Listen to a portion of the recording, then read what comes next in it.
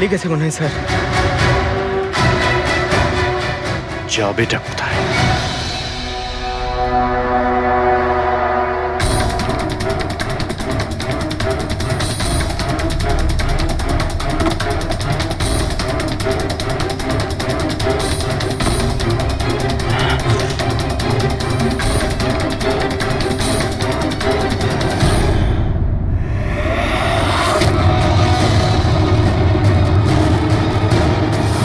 আয় আয় আয়, তোরই বাড়ি এটা। দৌড়াচ্ছিস কোথায়? হ্যাঁ, সিআইডি থেকে পালানো তো সহজ নয়। আমার একটা গুণ আছে,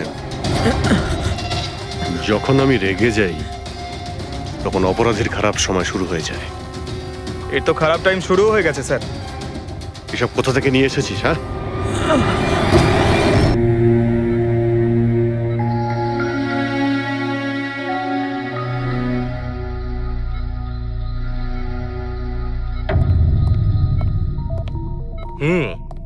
বাবা, তোমার এই স্টুডেন্টরা তাদের ভালোবাসায় তোমাকে বিগড়ে দিচ্ছে খালি, তাই না? তোমার তো খুব ভালোই লাগছে। জিজ্ঞাসা করা যাক, কি হলো বলো?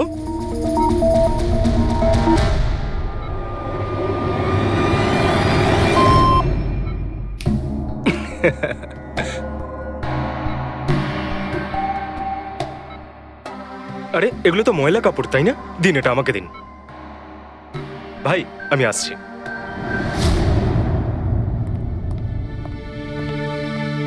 স্যার এখন কেমন আছেন? ভালোই আছে, আর আগের থেকে বেটার রয়েছে। আর সেটা শুধুমাত্র তোমাদের জন্যই সম্ভব হয়েছে।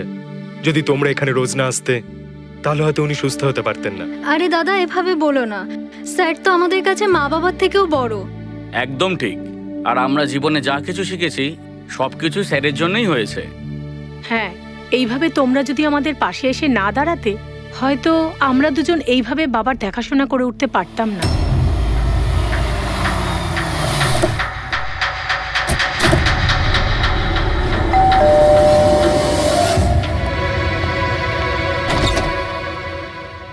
সন্দীপ আঙ্কেল, নমস্কার আঙ্কেল।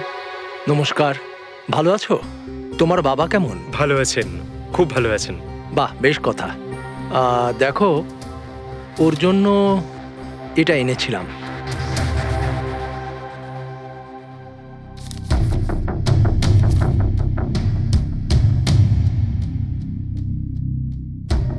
আঙ্কেল, 25 লাখ টাকার চেক? হ্যাঁ মা, আজ জ্ঞানদীপ ইনোভেশনস এর 5 বছর পূর্তি, সেটার উপহার ভাবতে পারো। আঙ্কেল, সেটা ঠিক আছে, কিন্তু বাবা তো গত 2 বছর ধরে কোম্পানির জন্য কোনো কাজই করেনি। দেখো, কিছু সম্পর্ক এই সমস্ত কথাবার্তার অনেক ঊর্ধ্বে হয়। তোমার বাবা আর আমার বন্ধুত্ব অনেকটা এরকম। চলো জ্ঞানের সঙ্গে দেখা করি। বাবা, দেখো কে দেখা করতে এসেছেন। কেমন আছে আমার বন্ধু? আরে, আগে থেকে তো অনেক ফিট মনে হচ্ছে। যদি তোকে এত হ্যান্ডসাম লাগে, নার্স তোকে ভালোবেসে ফেলবে। শোনো প্লিজ। আমি তোমার বাবার সঙ্গে কিছু কথা বলতে চাই, if you don't mind. Sure uncle, যাওয়া যাক। হ্যাঁ হ্যাঁ, প্লিজ এসো সবাই। ওনার এই চেকটার জন্য আমাদের সত্যি খুব হেল্প হয়ে যাবে। হ্যাঁ, পাপার জন্য একটা অ্যাডভান্স বেড নিয়ে আসতে পারি, তাই না? হ্যাঁ, আরে স্যার, স্যার কি হলো? স্যার কি হলো? লাইট অন্ধকার কেন এখানে? লাইট কি হলো? কি হলো? সন্দীপ আঙ্কেল?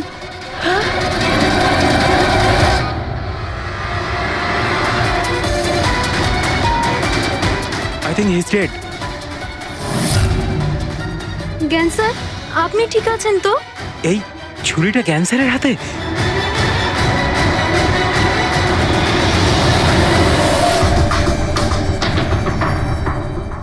আচ্ছা, তুমি এটা বলছো যে তোমার বাবা জ্ঞানবাবুর হাতে ছুরি ছিল, কিন্তু উনি সন্দীপবাবুর খুন করেননি? স্যার, উনি কিভাবে খুন করতে পারেন? 2 বছর ধরে তো উনি প্যারালাইজড।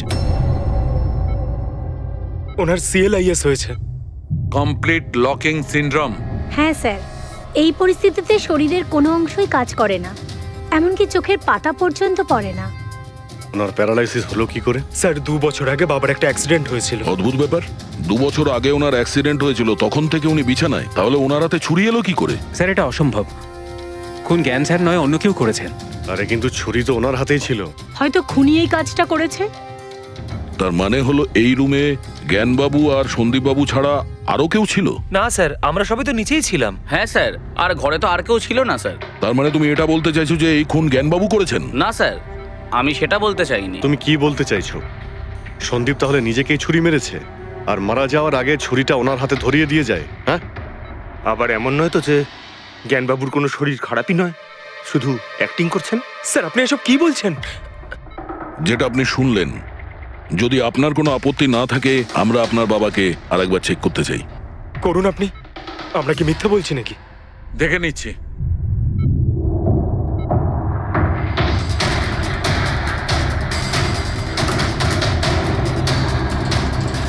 এনার তো পায়ের মাংসপেশিগুলো টোটাল অ্যাট্রোফিক হয়ে গেছে। তার মানে মানে এক কথায় বলতে পারো যে পায়ের মাংসপেশিগুলো একদম ওই শিথিল হয়ে গেছে। উনি যদি চানও তাহলে 1 ইঞ্চিও এই খাট থেকে নড়তে পারবেন না। স্যার এবার তো আপনাদের বিশ্বাস হয়েছে তাই না, যে আমার বাবা নাটক করছে না? এটা তো একদম শিওর যে ওই সময় তৃতীয় কেউ ছিল এখানে। আচ্ছা, এই উনি আবার জানালা দিয়ে আসেনি তো? পঙ্কজ, ফ্রেডি, তোমরা জানালার আশপাশটা ভালো করে চেক করে দেখো তো কোনো প্রমাণ পাওয়া যায় কিনা। স্যার অদ্ভুত ব্যাপার, প্রথমবার এইরকম হলো যে খুনির সাক্ষী এখানে রয়েছে কিন্তু সাক্ষ্য দিতে পারবেন না। সেটা পাওয়া যেতে পারে স্যার, সাক্ষ্য কি করে পাবো? এই মেশিনের সাহায্যে, যার নাম হলো BCI, ব্রেন কম্পিউটার ইন্টারফেস। এই মেশিনটা প্যারালাইজড পেশেন্টদের অনুভবগুলোকে বুঝতে সাহায্য করে। অদ্ভুত ব্যাপার, এটা কি সম্ভব? নিশ্চয়ই সম্ভব স্যার। স্যার এই মেশিনটা রক্তের অক্সিজেন ফ্লোকে বুঝে নিয়ে পেশেন্টের অনুভবগুলোকে ব্যক্ত করে দেয়। একটু ভালো করে এক্সপ্লেন করো দেখি।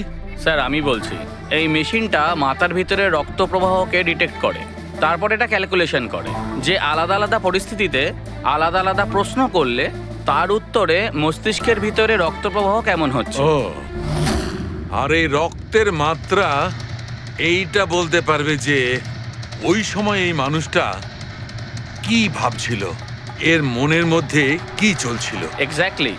Good, very good. Freddie sir, এখান থেকে উপরে যাওয়ার কোনো রাস্তা নেই। সে আমি জানি। এই পাইপটা দেখ, খুনি এই পাইপটা বেয়েই উপরে উঠেছিল, খুন করে এই পাইপটা ধরেই বেয়ে নিচে নেমে গেছিল।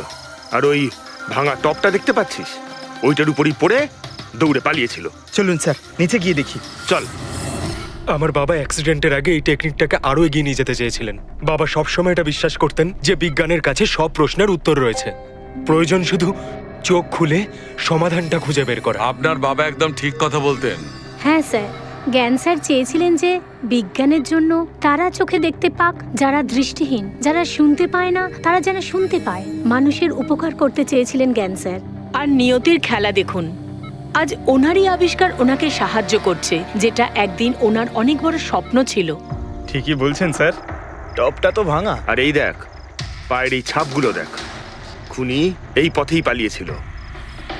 স্যার এখানে দেখুন, রক্ত স্যার। তার মানে পঙ্কজ, ঘরের ভেতর আরো কেউ ছিল যে সন্দীপ বাবুকে খুন করেছে। রক্তের এই স্যাম্পলটা নিয়ে ফরেন্সিক ল্যাবে যাওয়া যাক। আচ্ছা, এই জ্ঞানবাবু BCI এর সাহায্যে কি কথা বলতেন? যেরকম ওনার যখন খিদে পেত উনি সেটা বলতেন, যদি ওনার বেড প্যানের প্রয়োজন হতো সেটাও বলতেন, এমনকি বাবা ওটা দিয়ে দাবাও খেলতেন স্যার। কি দাবা খেলতেন? গ্রেট। হ্যাঁ স্যার, যেমন যেমন প্যাটার্ন এনার মনের মধ্যে তৈরি হতো সেই অনুযায়ী অক্ষরের পেছনে লাইটগুলো জ্বলে উঠতো, আর আমরা অক্ষরগুলোকে মিলিয়ে বুঝে যেতাম যে ইনি কি বলতে চাইছেন। তাহলে তো উনি বলতে পারবেন যে খুনি কে। হ্যাঁ স্যার, নিশ্চয়ই। স্যার বাবাকে একবার জিজ্ঞেস করা উচিত। অবশ্যই করব, আগে তো আমরা ভালো করে তদন্ত করে নিই।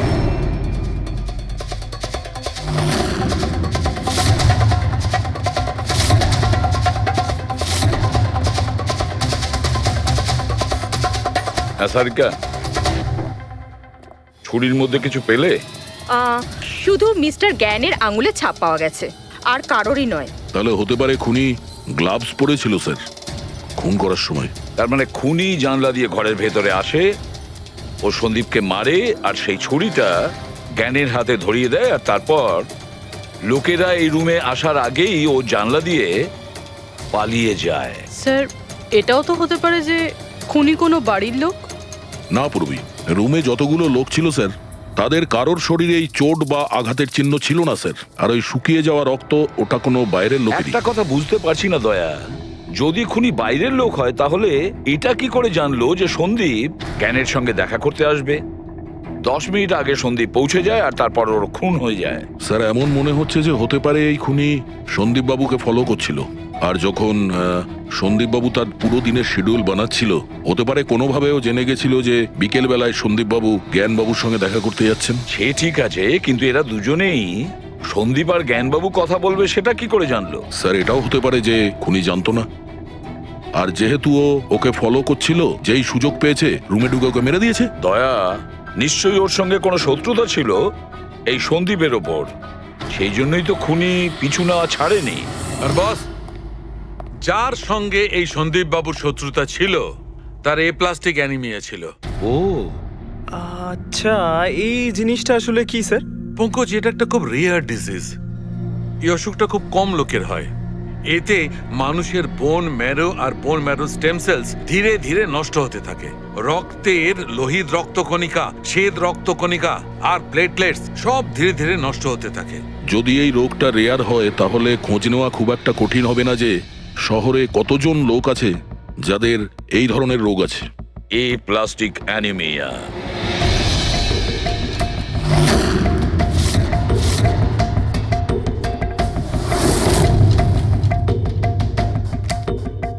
হ্যাঁ দা, কিছু পেলে? হ্যাঁ স্যার, এই শহরে সব মিলিয়ে 45 জন লোক আছে যারা এই রেয়ার অসুখে ভুগছে স্যার। তাদের মধ্যে 16 জন তো দেশেই নেই। তার মানে বাকি রইল 29। তাদের মধ্যে 14 জন এমন লোক আছে যারা বয়স্ক, মানে উঁচু ব্যালকনি থেকে লাফাতে পারবে না। বাকি রইল 15। তাদের মধ্যে 7 জন বাচ্চা আছে যাদের বয়স 12 বছরের কম। তাহলে বাঁচলো 8 জন। হ্যাঁ স্যার, আর 8 জনের মধ্যে তো 4 জন এমন আছে স্যার যারা অনেক বেশি মোটা স্যার। এই দেখুন, ও এরা না ওই ব্যালকনিতে উঠতে পারে না লাফাতে পারে, অসম্ভব স্যার। তার মানে দয়া, আমাদের কাছে সাসপেক্ট 4 জন সাসপেক্ট। হ্যাঁ স্যার। নাম কি তাদের? স্যার লীলা, রমেশ, সুনীল আর হেমন্ত। নীলা, রমেশ, সুনীল আর হেমন্ত। রবি, স্যার, একটু দেখো তো আমাদের ক্রিমিনাল ডেটাবেসে কোনো পুরনো পাপি কিনা।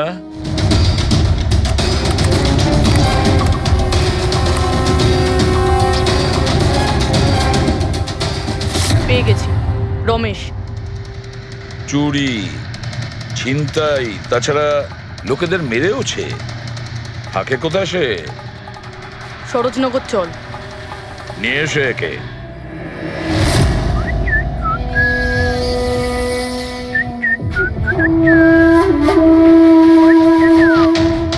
মালা, একটা ফুলের মালা আমাকেও একটু পরাও। আচ্ছা বলো, বিয়ে কবে করছো? বিয়ে? আর তোকে? আমার এতটাও খারাপ সময় আসেনি যে তোকে বিয়ে করতে হবে। কেন? তুই এতটাই খারাপ দেখতে যে তোর বাড়ির আয়না ভয় পেয়ে যায় তোকে দেখে। কিন্তু তোমার বাড়ির আয়না তোমার জন্য কবিতা বলে, এটা আমি খুব ভালো করে জানি। আরে, তোর হাতে আবার কি হলো? আরে কিছু না, শত্রুর সাথে যুদ্ধ করতে গেলে এরকম চোট লেগেই থাকে মালা দেবী। নাটক করিস না, বল কি হয়েছে। ব্যাপারটা এই যে আমি হেঁটে হেঁটে যাচ্ছিলাম, হঠাৎ করে দেখলাম একটা বুড়ি মহিলা রাস্তা পেরোনোর জন্য এগোচ্ছিল। তখনই উল্টো দিক থেকে একটা মোটরসাইকেল খুব জোরে, খুব স্পিডে, 100 স্পিডে ওর দিকেই এগোচ্ছিল। যখনই মোটরসাইকেল ওই বুড়ি মহিলাকে ধাক্কা মারতে যাচ্ছিল, মাঝখানে পৌঁছে গেলাম আমি আর বাঁচিয়ে নিলাম ওকে। আচ্ছা, তুই এতটাই সাহসী? আমি কি কি ভালো পারি সে ব্যাপারে তো তুমি এখনো জানোই না। আচ্ছা বল, আর কি কি গুণ আছে তোর মধ্যে? আমার ভালো গুণগুলো হলো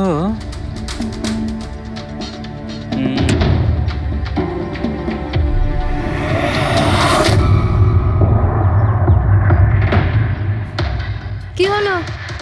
তোর মুখটা ভয়ে এভাবে ফ্যাকাশে হয়ে গেল। মালা, মালা আমাকে একটু একটু একটু লুকোতে দে। আরে মালা লুকোতে দে। লুকোচ্ছিস কেন? আরে মালা হারে কেন পেতে করছিস তুই? এটা কি করে দিলি তুই? আমার সব ফুল নষ্ট করে দিলি। স্যার এ তো সেই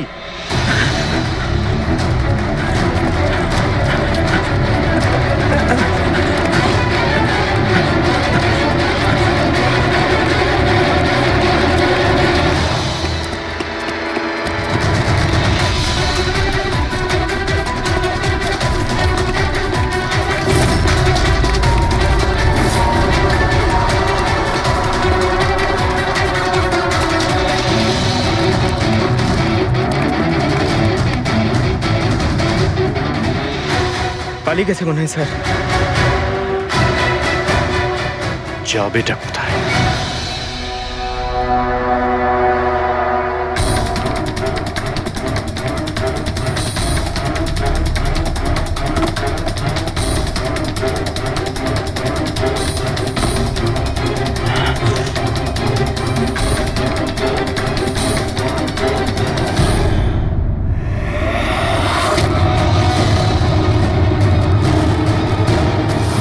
আয় আয় আয়, তোরই বাড়ি এটা।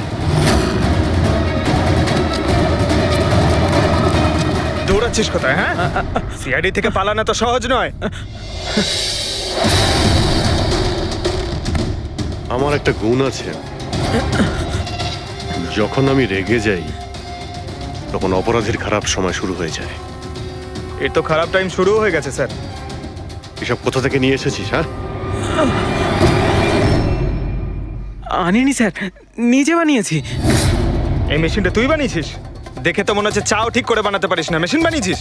কোথা থেকে চুরি করেছিস?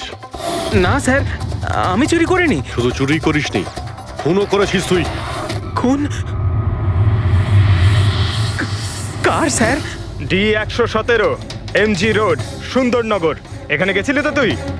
তোর হাতে আঘাত লেগেছে না? তোর এই রক্ত আমরা ওখানে পেয়েছি। আমার ছিল না স্যার। তোরই ছিল।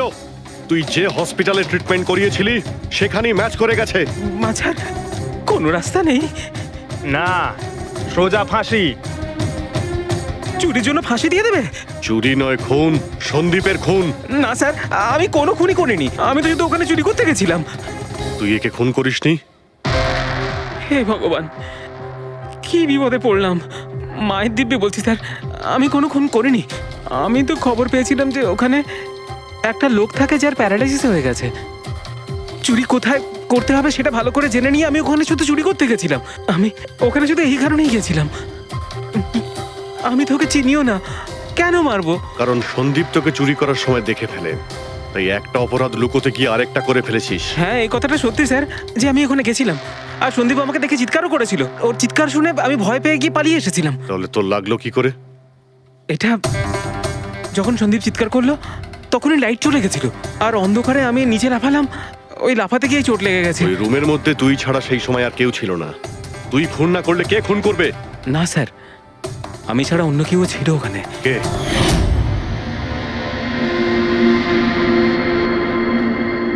কে?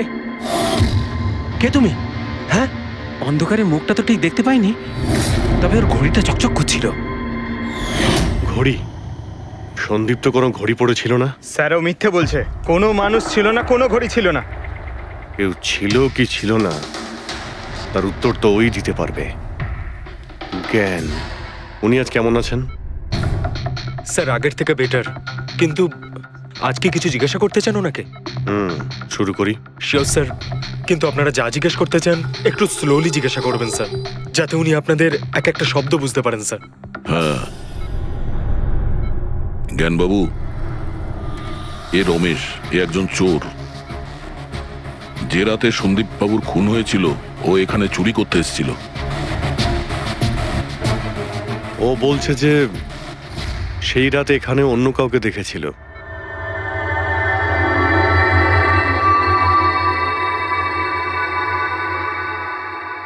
রমেশ, ওই রাত্রে তুমি যেখানে দাঁড়িয়েছিলে সেখানে গিয়ে দাঁড়িয়েও।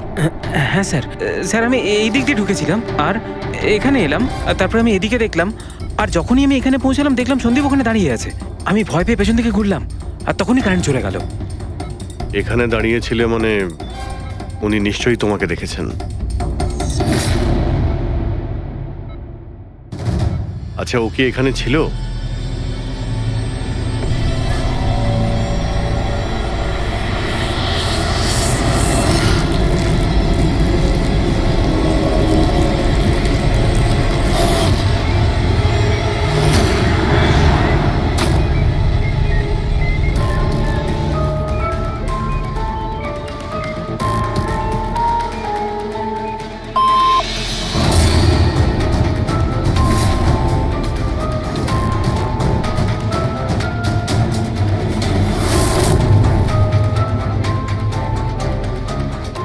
আচ্ছা, রমেশই কি খুন করেছিল?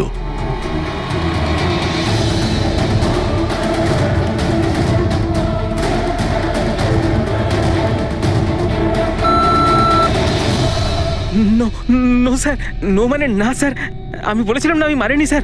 হ্যাঁ ঠিক আছে, তুমি এদিকে দাঁড়াও। আচ্ছা আচ্ছা, আপনি এটা বলুন, আপনি কি খুনিকে দেখেছেন? আপনি চেনেন খুনিকে?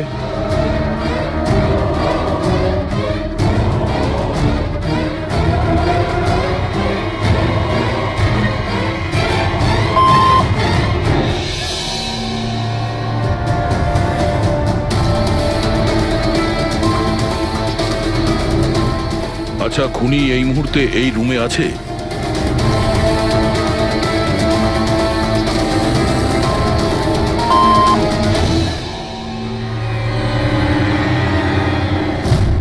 তার মানে খুনি আমাদের মধ্যে কেউ একজন? আপনার কোনো স্টুডেন্ট?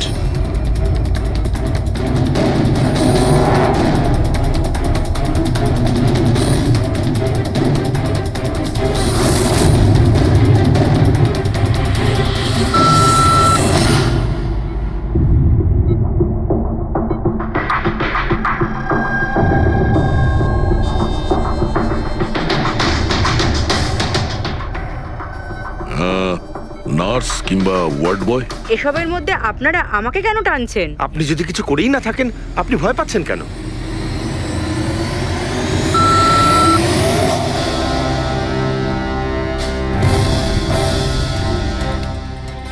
জ্ঞানবাবু, তাহলে শুধুমাত্র তো আপনার ফ্যামিলির লোকেরা আছে।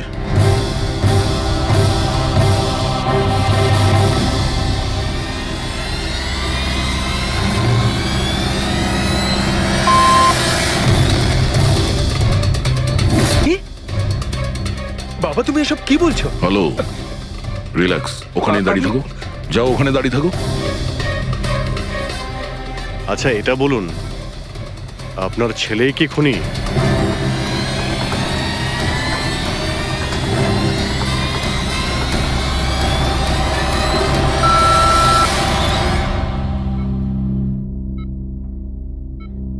এখন তো শুধু আমিই আছি, কিন্তু আমি এই খুন করিনি। জ্ঞানবাবু, আচ্ছা জ্ঞানবাবু, রিনা খুনি?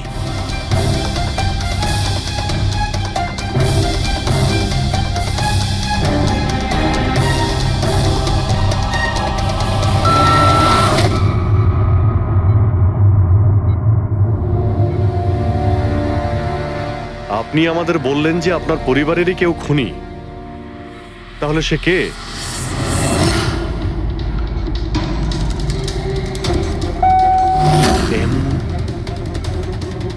এম? আপনাদের মধ্যে কার নাম এম থেকে শুরু হয়? এম ই মি মানে উনি? জ্ঞানবাবু, আপনি বলছেন যে খুন আপনি করেছেন?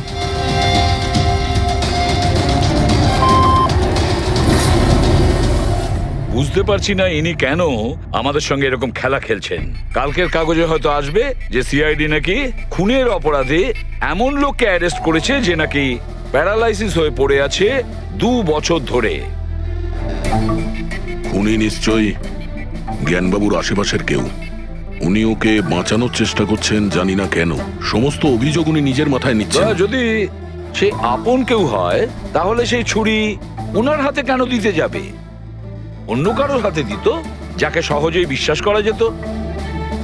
আর কারোর ওপর যদি দোষ চাপানোরই হয়, তাহলে জ্ঞানবাবু ওকে বাঁচাচ্ছেন কেন, যখন এই সন্দীপ বাবু ওনার খুব ভালো বন্ধু, ভাইয়ের থেকে? এটাই তো সব থেকে বড় বন্ধু, ভাইয়ের থেকেও বড় বন্ধু। কিছু তো একটা গোলমাল আছে। এ কি সত্যিই বন্ধু নাকি শত্রু? জ্ঞানবাবুর ছেলে বলছিল সন্দীপ বাবু ওনাকে 2 বছর ধরে টাকা পাঠাচ্ছিল, ওনার অসুখের সময় ওনার পাশে ছিল। তার উপরে স্যার, ঘটনার দিন সন্দীপ 25 লাখের চেক নিয়ে এসেছিল। ওনার ফ্যামিলি মেম্বার তো এটাই ভাববে যেটা দেখানো হয়েছে। আর সব সময় পর্দার পিছনের খেলাটা অন্য কিছু হয়ে থাকে, অন্য রকম হয়ে থাকে। কিন্তু স্যার পর্দার আড়ালের সত্যিটা তো শুধুমাত্র জ্ঞানবাবুই জানেন, আর উনি তো সত্যি কথা বলছেনই না।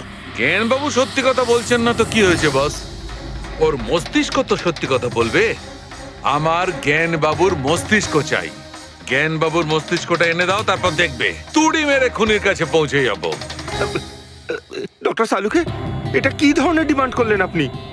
কারণ মস্তিষ্ক কি করে নিয়ে আসা সম্ভব? কেন হবে না ফেডরিক? এই কেসে ওনার মস্তিষ্ক তো ওকে এনে দিতেই পারি আমরা।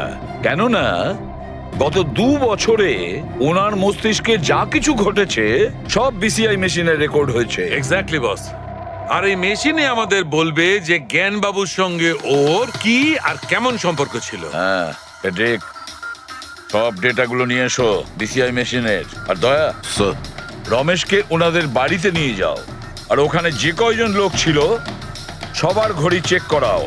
স্যার, এখনো আমাদেরকেই সন্দেহ করছেন? হ্যাঁ, আর ততক্ষণ সন্দেহ করব যতক্ষণ আসল খুনিকে পাওয়া যায়। কিন্তু জ্ঞান স্যার তো বলেই দিয়েছেন আমরা সবাই নির্দোষ, তাও আপনারা। হতে পারে উনি মিথ্যে কথা বলছেন তোমাদের মধ্যে কাউকে বাঁচানোর জন্য। তাহলে আপনারা আসল খুনিকে কিভাবে খুঁজবেন? সিআইডি এই দায়িত্ব আমাকে দিয়েছে, কেননা সেই রাতে আমি খুনির ঘড়িটা দেখতে পেয়েছিলাম। কিন্তু সেদিন তো ঘরে অন্ধকার ছিল, তুই ঘড়ি কি করে দেখলি? ম্যাডাম, এই পৃথিবীর বেস্ট চোর আমি। যে জিনিসের দিকে নজর দিই মাথায় পুরো কুষ্টি চেপে যায়। তাহলে দুনিয়ার বেস্ট চোরবাবু কাজে লেগে যান।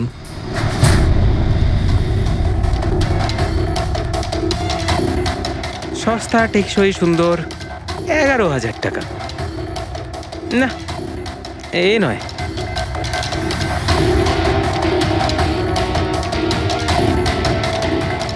না স্যার, আপনি একটু হাতটা দেখাবেন? এও নয়, এটা তো একেবারে বেকার। ও হ্যালো, বেকার এটা? 2 লাখ টাকা দাম। আরে ম্যাডাম, 2 লাখের ঘড়ির কপি, এটা ডুপ্লিকেট মাল। চোর বাজারে এর গুদাম আছে, 1500 টাকাতে আনিয়ে দেবো। হাতটা দেখি। হাত কেন কাঁপছে আপনার সকাল সকাল? না স্যার, এও নয়। স্যার, অ্যাকচুয়ালি আমার নিউরোলজিক্যাল প্রবলেম রয়েছে। ছোটবেলা থেকেই আমার হাত কাঁপে, আমি কোনো কিছু ভালোভাবে ধরতে পারি না। পঙ্কজ, একটু ওই পেনটা দাও ওকে।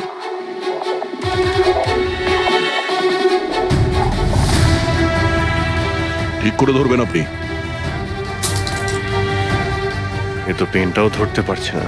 স্যার, অ্যাকচুয়ালি জ্ঞান স্যার আমার এই প্রবলেমটাই সলভ করতে চেয়েছিলেন। উনি এর সাথে রিলেটেড রিসার্চও করছিলেন, কিন্তু হয়তো ভাগ্যের সম্মতি ছিল না এতে। আর জ্ঞান স্যারের গাড়ির অ্যাক্সিডেন্ট হয়ে গেল। ভরসা রাখো, এর কোনো না কোনো চিকিৎসা তো হয়েই যাবে। তুমি দেখো বাকিদের ঘড়িগুলো। না স্যার, এদের মধ্যে কারোর ঘড়িই নয়। কারোর কাছেই নেই? হতে পারে খুনির কাছে 1-এর থেকে বেশি ঘড়ি আছে। ওই দিন ও যে ঘড়িটা পড়েছিল আজ ওটা পড়েনি। হায় ভগবান, আপনি এখনো সন্দেহ করছেন? পঙ্কজ, এই রমেশকে নিয়ে যাও। পৃথিবীতে যত ঘড়ি আছে, যত মডেলের রয়েছে, সবগুলো দেখাও ওকে। স্যার, যত ঘড়ি আছে, যত মডেল আছে, সব? তবেই তো জানা যাবে খুনি কোন মডেলের ঘড়ি পড়েছিল। এক মিনিট, একটু এদিকে আয়, এদিকে আয়।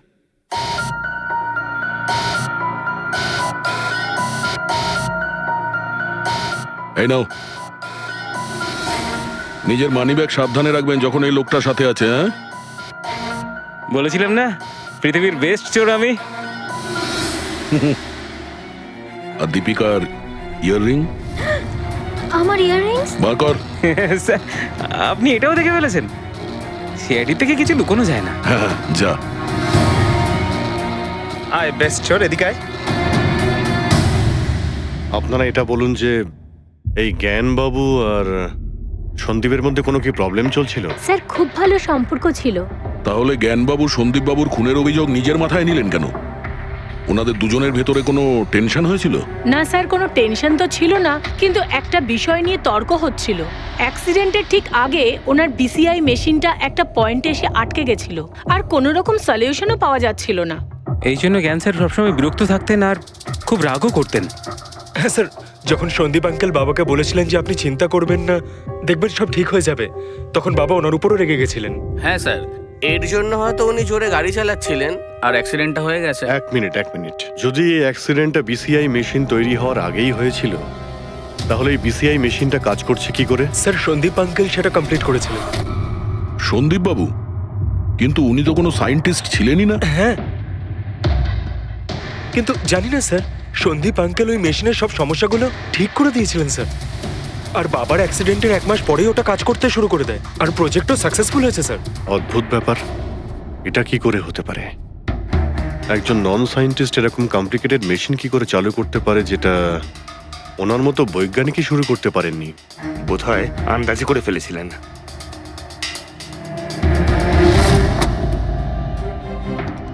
মাই গড, গত 2 বছরে এত ডেটা বেরিয়েছে ওনার একার? হ্যাঁ বস, আর এই পেপারগুলোর প্রত্যেকটা জায়গা খুঁটিয়ে খুঁটিয়ে ভালো করে দেখতে হবে যে সত্যিটা কি ছিল যেটা জ্ঞানবাবু আমাদের থেকে লুকোতে চাইছেন। এক একটা শব্দ, এক একটা অক্ষর জুড়ে তার প্যাটার্ন বানিয়ে দেখতে হবে। চলে এসো, সবাই মিলে কাজ করি। সবাই চলে এসো। ফ্রেডি,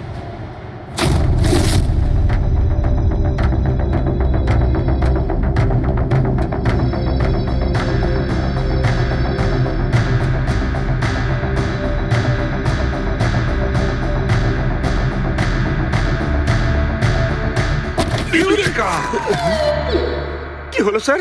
কি পেলেন? জানতে পারা গেছে যে আসলে ওই রহস্যটা কি, আর এই রহস্যে আছে একটা ভিলেন।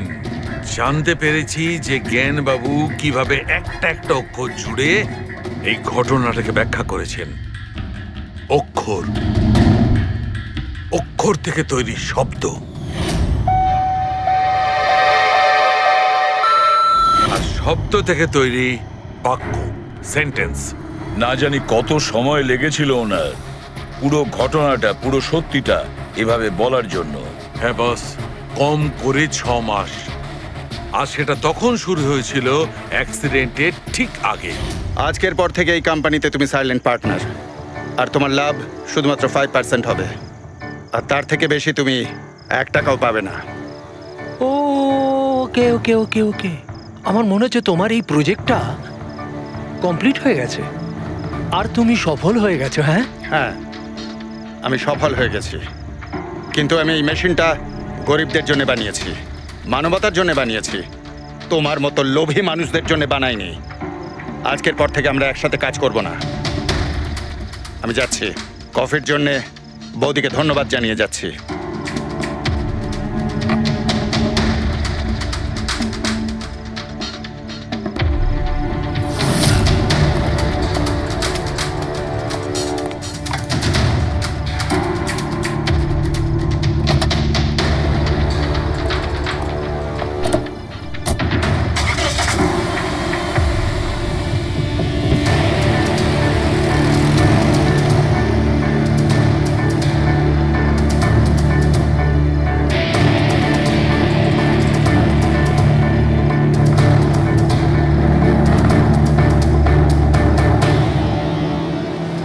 কি হলো?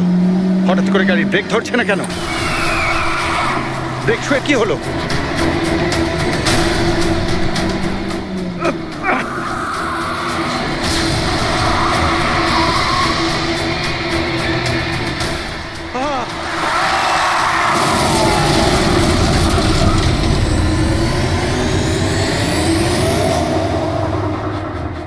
এবার বুঝতে পেরেছো আমাকে ঘাটানোর পরিণাম? আমাকে তুমি 5% দিতে যাচ্ছিলে, তাই না? এবার দেখো, আমি তোমাকে 5% দেব সারা জীবনের জন্য। তার মানে সন্দীপ যে বন্ধুত্বের নাটকটা করছিল আসলে ও মুখোশ পড়া শয়তান ছিল। আর স্যার, যদি পুরো ডেটা এই কাগজে লেখা থাকে, তার মানে হলো জ্ঞানবাবু এই কথাটা নিজের মনে রাখেননি, কাউকে না কাউকে সন্দীপবাবুর আসল উদ্দেশ্যটা বলেছেন।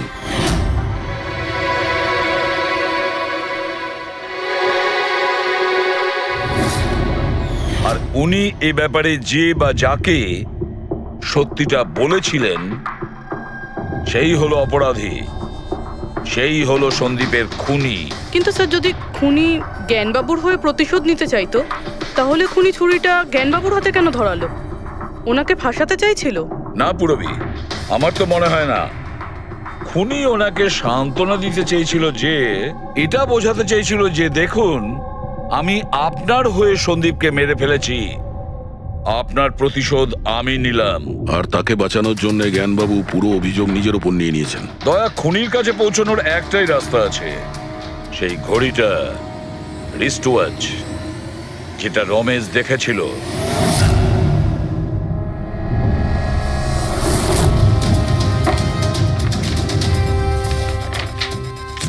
আরে ভাই তাড়াতাড়ি কর, এত সময় নেই আমাদের কাছে। পঙ্কজ, আরে দেখছি তো কি আমি। হয়েছে? স্যার কি হলো রমেশ, মজা আসছে কি না? যথেষ্ট স্যার, আমি হাত জোড় করছি, আমি আর ঘড়ি দেখতে পারবো না। 10,000-এর উপর ঘড়ি আমাকে দেখানো হয়েছে, আমার মাথা ঘুরছে স্যার। যতক্ষণ না ঘড়ির মডেল খুঁজে পাচ্ছিস ততক্ষণ বাড়ি যেতে দেবো না তোকে। স্যার স্যার, এই, কি স্যার, আমাকে করছিস? ক্ষমা করে দিন স্যার, আমি বলছি বাপের জন্য আর চুরি করবো না, আমাকে বাড়ি যেতে দিন স্যার। ওট ওট ওট ওট ওঠ। জানা তো দরকার ওই রাতে তুই ওখানে কোন ঘড়িটা দেখেছিলি, হ্যাঁ? এখন আর কটা ঘড়ি দেখবো স্যার? এতগুলো ব্র্যান্ডের এতগুলো মডেল দেখলাম স্যার, ওগুলোর মধ্যে কোনোটাই নয় ওটা। তো কোনো মডার্ন ঘড়ি ছিল নাকি? হ্যাঁ ম্যাডাম, একদম মডার্ন ঘড়ি ছিল। ঘড়ি তো ছিল কিন্তু ঠিক ঘড়ির মতো দেখতে ছিল না। কি বললি? মডার্ন ঘড়ি ছিল অথচ ঘড়ি নয়? হ্যাঁ। ঘড়ি দেখেছিস তো? ড্রয়িং করাতে পারবি? ঠিক আছে, পুরবি একে দিয়ে স্কেচ বানাও। স্যার, হ্যাঁ, স্যার এইটা।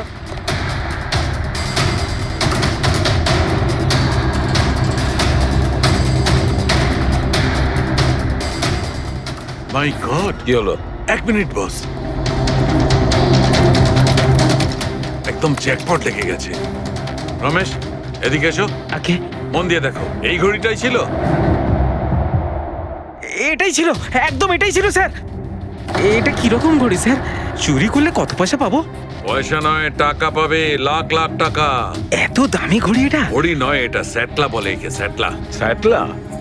এবার খুনি কে সেটাও আমি বলতে পারি। কে এই খুনি? সে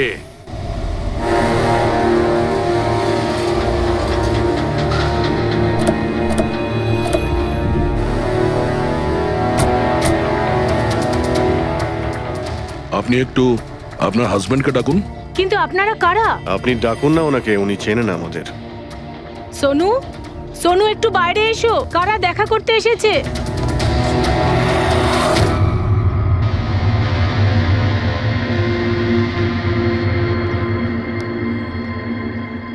আপনারা এখানে কি ব্যাপার? এমনি এখান দিয়ে যাচ্ছিলাম, তাই ভাবলাম যে দেখা করে যাই। আমি এরকম কথা আগেও শুনেছি। দেখা করে যাই না, তোমাকে গ্রেপ্তার করে নিয়ে যাই। গ্রেপ্তার? কিন্তু কিসের জন্য? আপনার স্বামী সন্দীপকে খুন করেছে। স্যার, আমি আপনাদেরকে বলেছিলাম তো, এই দেখুন আমি ঠিক করে জলটাই খেতে পারি না, কারণ মার্ডার কি করে করব? খুন তো করেছো, আর তুমি এই হাত দিয়েই করেছো। কোথায় সেই সেটলা ওয়াচ? হ্যাঁ, ঘড়ি কোথায়? স্যার, আপনারা কোন ঘড়ির কথা বলছেন আমি কিচ্ছু জানি না। এক্ষুনি তুমি জানতে পারবে কোন ঘড়ির কথা বলছি। ফ্রেডি, পঙ্কজ, ঘরের তল্লাশি নাও। পঙ্কজ, উপরে যা, আমি বেডরুমটা দেখছি।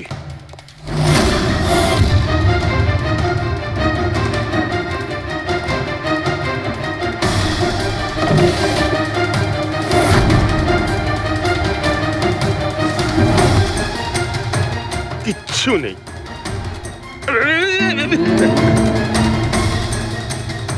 কি ফুটলো?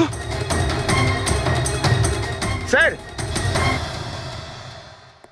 স্যার, বালিশটার মধ্যে কিছু একটা আছে। বালিশের ভেতরে?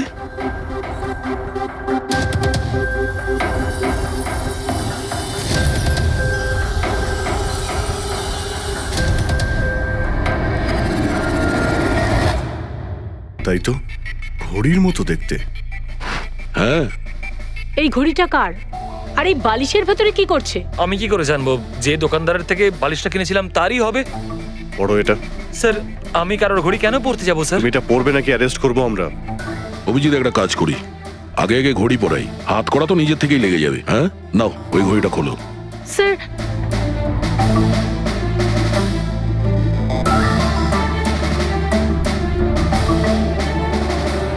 আরে বাহ, দেখো এর হাত কাঁপা বন্ধ হয়ে গেছে। হ্যাঁ স্যার, তো চমৎকার হয়ে গেল, এর হাত কাঁপা থেমে গেল। এটা কোনো চমৎকার নয়, এটা সায়েন্স। এবার দেখো এই ঘড়িটা পরার পরে সোনু কত সহজে খুন করতে পারে।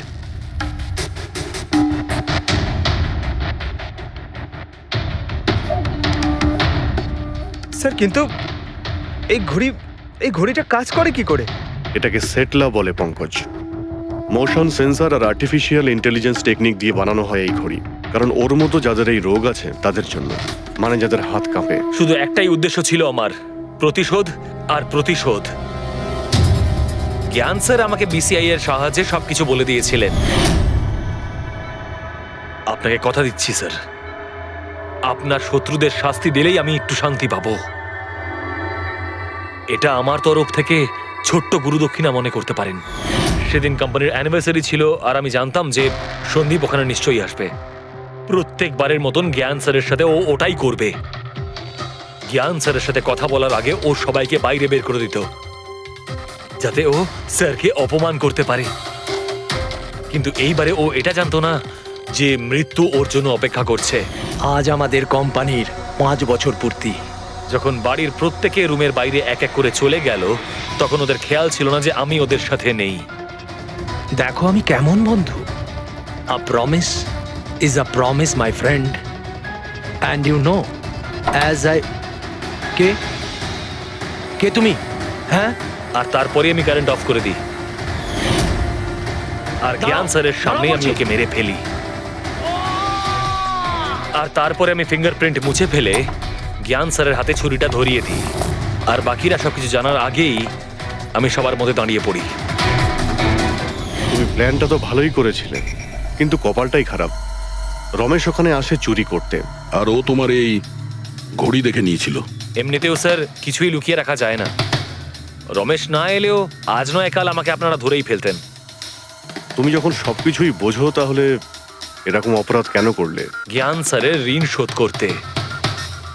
এটা শুধু ঘড়ি নয়, আমার মতো মানুষের কাছে এটা নতুন জীবন, যে জীবনটা জ্ঞান স্যার উপহার দিয়েছিলেন।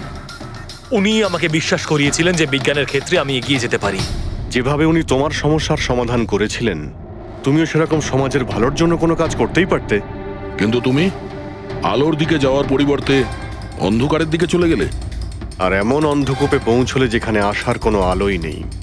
যদি কিছু থাকে সেটা হলো শুধু ফাঁসির দড়ি। আর ওই লোকটার নাম খুব শিগগিরই আমি আপনাকে বলে দেবো। Rohan, hello hello Rohan,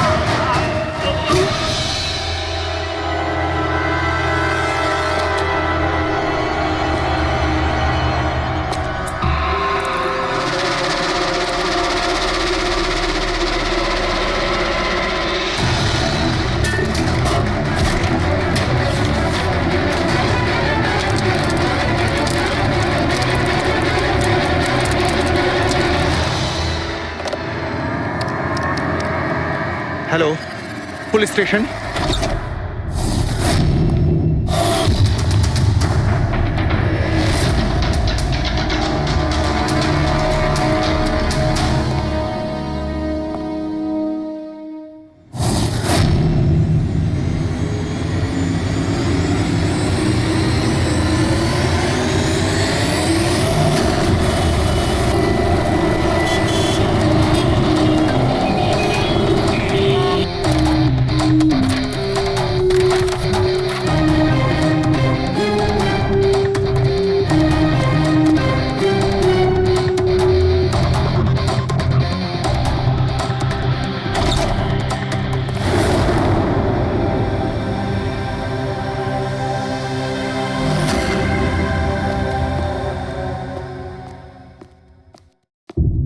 good afternoon doctor Saluke. কি গুড আফটারনুন।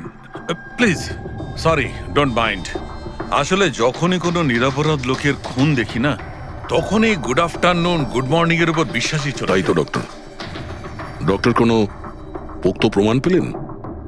আপাতত এই ল্যাপটপের চার্জারটা তার, এটা দিয়েই শ্বাসরোধ করা হয়েছে এর। আর এর মৃত্যুর সময় হচ্ছে সকাল 9টা থেকে 9:30টার মধ্যে। আর হ্যাঁ, লাশের পাশেই মোবাইলটা পাওয়া গেছে, হয়তো এটা আমাদের কোনো সাহায্য করবে। আর ওই বাকি প্রমাণগুলো যার ব্যাপারে ইন্সপেক্টর সমীর বলছিলেন?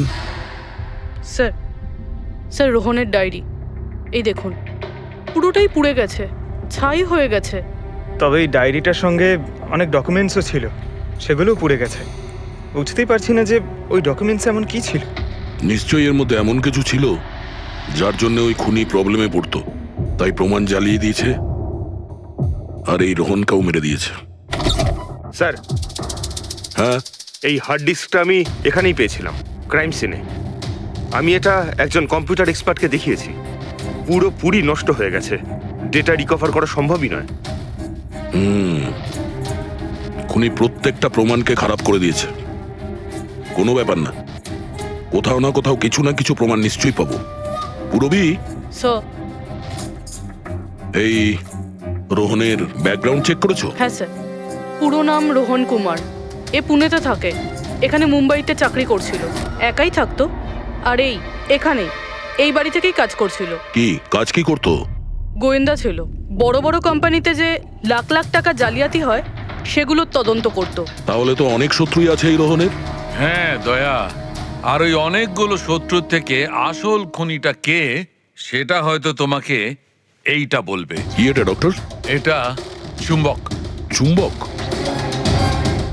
এর মধ্যে একজন দৌড়বীরের ছবিও আছে, কিন্তু এই চুম্বক রোহনের বডির মধ্যে কি করছিল? আমার মনে হচ্ছে হয়তো এটা খুনির হবে, ওর পকেটে ছিল, এদিক ওদিক করতে গিয়ে হয়তো এটা পড়ে গেছে। তাহলে তো এটা আঙুলের ছাপ থাকবে? না, একটাও নেই। একটাও নেই।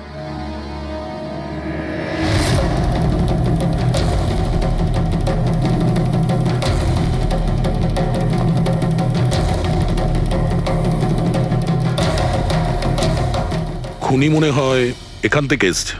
পুরবি, স্যার। এই রোহন এই মুহূর্তে কার জন্য কাজ করছিল? স্যার, ডিএনডি বিল্ডকম লিমিটেডের জন্য। BND Buildcom limited? এটা তো ইঞ্জিনিয়ারিং আর কনস্ট্রাকশনের 1 নম্বর কোম্পানি শহরের। হ্যাঁ স্যার, এই দেখুন, এই ভাঙা হার্ড ডিস্কটার উপরেও ওই কোম্পানিটারই স্টিকার লাগানো রয়েছে। আর মারা যাওয়ার ঠিক আগে এই রোহন এই কোম্পানির সিইও মিস্টার হিতেশের সাথে ভিডিও কলে ছিল। আর স্যার, এই লোকাল পুলিশ স্টেশনেই হিতেশই কমপ্লেন করেছিল।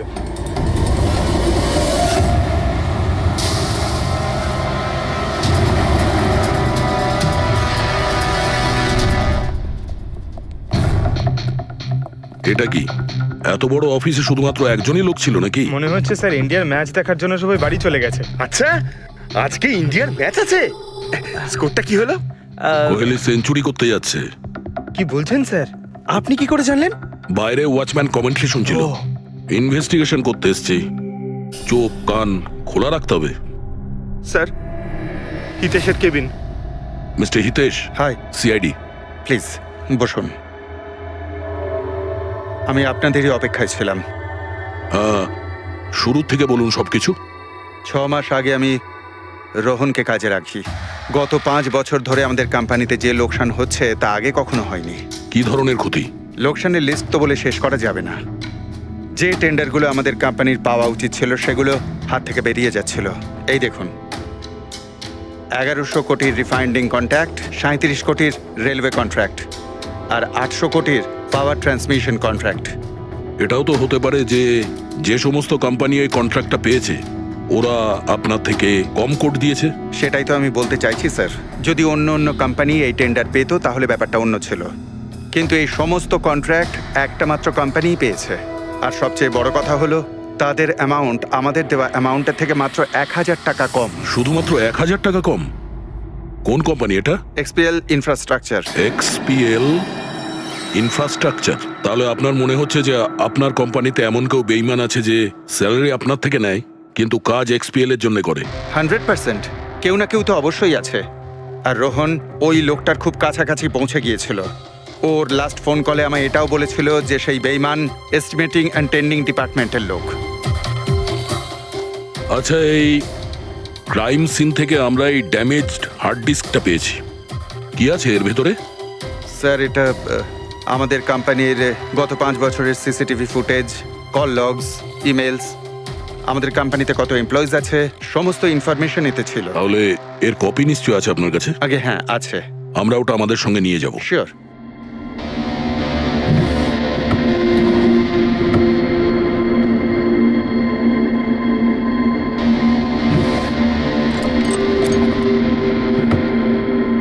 হয়তো হার্ড ডিস্কটা চুরি হয়ে গেছে। আমি এখানেই রেখেছিলাম হার্ড ডিস্কটা। কি? আপনার কেবিনের ভেতর থেকে কোনো জিনিস কি করে চুরি হয়? হয়তো আমার অনুপস্থিতিতে কেউ এসেছিল আর এখান থেকে। কিন্তু আপনার অফিসে সিসিটিভি ক্যামেরা লাগানো নেই কেন? কখনো দরকারই পড়েনি স্যার। প্রয়োজন বলে আসে না, এখন পড়লো তো প্রয়োজন। Sorry sir. আর হ্যাঁ মিস্টার হিতেশ, আপনার কোম্পানিতে যত এস্টিমেটিং আর টেন্ডারিং ডিপার্টমেন্ট আছে, যত লোক আছে, আমরা তাদের সঙ্গে কথা বলবো। স্যার আজকে ওই ডিপার্টমেন্টের কোনো এমপ্লয়ি কাজে আসেনি। কেন? সবাইকে ছুটিতে গেছে? আসলে ওরা প্রত্যেকেই ম্যারাথন রেসে পার্টিসিপেট করতে গেছে, যেটা সকাল 7টা থেকে 11টার মধ্যে হবে। কি? সবাই ওই ম্যারাথন রেসে দৌড়তে গেছে? হঠাৎ করে সবাই এরকম রানার হওয়ার স্বপ্ন দেখছে কেন? আসলে আমাদের কোম্পানি এই ম্যারাথন রেসটা স্পন্সর করছে, তাই আমাদের এমপ্লয়ীদের এটা বাধ্যতামূলক ছিল ওখানে পার্টিসিপেট করা। শুধু তারাই পারবে না যাদের হাঁটুতে বা অন্য কোনো সমস্যা আছে। তো আপনারও সমস্যা আছে হাঁটুতে? হ্যাঁ। আচ্ছা আচ্ছা, এই ডিপার্টমেন্টে কতজন কাজ করে?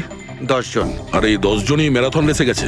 হ্যাঁ স্যার, যদি কেউ না যেত আমি অবশ্যই জানতে পারতাম স্যার। স্যার, হুম, যদি পুরো ডিপার্টমেন্টের সবাই ম্যারাথনে দৌড়চ্ছিল যখন রোহনের খুন হয়েছিল, তাহলে খুনটা করলো কে? হতে পারে ওই কন্ট্রাক্ট কিলার। এক মিনিট মিস্টার হিতেশ, আপনার কাছে এই ম্যারাথন রেসের কোনো ব্রোশিয়া, কোনো লেটার আছে? ইয়েস স্যার, আমি আনছি। কি হলো স্যার? চুম্বকে ওই দৌড়ানোর লোকটা, ম্যারাথন রেস, এক্ষুনি জানতে পারবো। এই নিন sir. Thank you. You are welcome sir. হুম, দেখেছো, এটাই হলো ওই চুম্বকের রহস্য। যেটা ক্রাইম সিনে পাওয়া গেছে সেটা ম্যারাথন রেসে। মানে স্যার, ও ম্যারাথন রেসে দৌড়চ্ছিল, রোহনকে খুন করার জন্য ও রেস ছেড়ে দিয়ে ওর বাড়ি চলে যায়? মনে তো হচ্ছে এইরকমই। স্যার, এই বিপ ম্যাগনেট জার্সির ওপর লাগানো হয়। সঞ্জু স্যারকে একটু বুঝিয়ে দাও। দেখুন স্যার, এই ম্যাগনেটটাকে এখানে এইভাবে লাগিয়ে দিতে হবে। সেম এরকমই আরেকটা নেওয়ার পরে জার্সির ভেতর থেকে আমরা নিয়ে নেব, আর এটাকে আমরা এইভাবে লাগিয়ে দেবো। সেম আরেকটা এইভাবে নিয়ে এটাকে নিয়ে আমরা এইভাবে লাগিয়ে দেবো, আর এটা এইভাবে লক হয়ে যায়। আগে আমরা সেফটি পিন ইউজ করতাম, কিন্তু দু একবার রানার্সের চোট লেগেছিল, তাই আমরা এই ম্যাগনেট টেকনিকটার ব্যবহার করছি। এই ম্যাগনেট আর রেসিং হুইপ আপনি সব প্রতিযোগীকেই দিয়েছিলেন? ইয়েস স্যার, সবাইকে জানিয়ে দেওয়া হয়েছিল, বলাও হয়েছিল রেস শেষ হয়ে যাওয়ার পরে সব ম্যাগনেটগুলোকে ফেরত দিয়ে দিতে। তাহলে কারা কারা এই ম্যাগনেট ফিরিয়ে দেয়নি? স্যার, অনেকেই দেয়নি, কেউ ফেলে দিয়েছিল, কেউ বা হারিয়ে ফেলেছিল, আর এক একজনের দায়িত্বও ছিল না যে জিনিসটাকে ফেরত দিতে হবে। একটা কথা তো শিওর, কেউ রেস মাঝপথে ছেড়ে দিয়েছিল, গিয়ে খুন করে আবার ফিরে এসেছে। কিন্তু স্যার, রেস তো অনেক লোকেই মাঝখানেই ছেড়ে দিয়েছিল, কিন্তু এটা কি করে জানা যাবে যে তাদের মধ্যে রোহনকে কে মেরেছে? ওই 10 জনের মধ্যেই কেউ হবে যারা ক্যান্টিন ডিপার্টমেন্ট আর এস্টিমেটিং ডিপার্টমেন্টে কাজ করছিল। কিন্তু স্যার, ওই 10 জনের মধ্যে রেস মাঝপথ থেকে ছেড়ে দিয়েছিল, এটা কিভাবে জানতে পারবো? জানা যেতে পারে স্যার। কি করে? স্যার, আমরা প্রত্যেকটা প্রতিযোগীর মাথায় গোপ্রো ক্যামেরা লাগিয়েছিলাম, আর সেটা থেকে জানা যেতে পারে কে মাঝপথে ছেড়ে দিয়েছিল। ওয়ান্ডারফুল।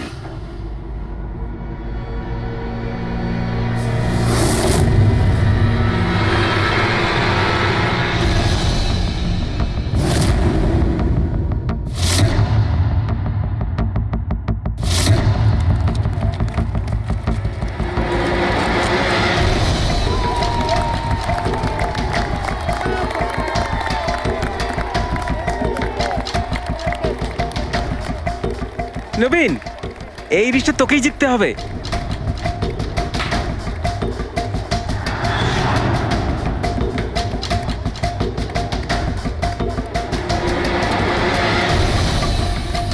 রান।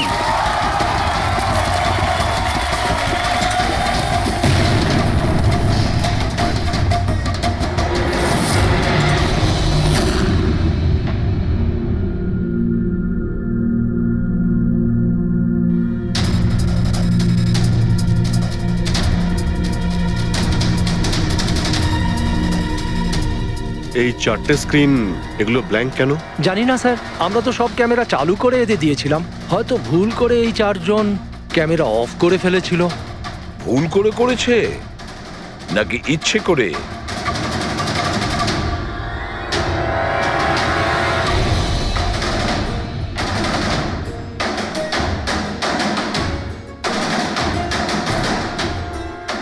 এদের মোটিভটা কি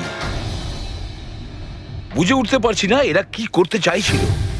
কি কুনাল, একটা ক্যামেরা ভাঙা, একটা ক্যামেরায় মাটি লেগে আছে, এই 4টে ক্যামেরা ব্ল্যাঙ্ক, সেটা কেন? জানি না স্যার। ওইসব জানি নাটা নিয়ে বললে হবে না। এই সব কটা ক্যামেরা 10-এ 10 আমার চাই। স্যার এই 3টে ক্যামেরা একদম ঠিক ছিল স্যার। এমপ্লয় 1, এমপ্লয় 2 আর এমপ্লয় 3। তার মানে এই 3টে ক্যামেরায় কোনো টেকনিক্যাল প্রবলেম ছিল না। কেউ ইচ্ছে করে ক্যামেরাগুলো বন্ধ করেছিল বা ভুল করেও করে থাকতে পারে, কিন্তু বলা যায় না। কিন্তু স্যার এই 4টে ক্যামেরারই ফুটেজ একদম ঠিকঠাক স্যার। এমপ্লয়ি 4, 5, 6, 7। তাহলে এবার যাই প্রবলেম ক্যামেরাতে। সবার আগে প্রবলেম ক্যামেরা ছিল এই নবীনের, যার লেন্স ক্র্যাক হয়ে গেছিল। হতে পারে দৌড়তে দৌড়তে পড়ে গেছিল।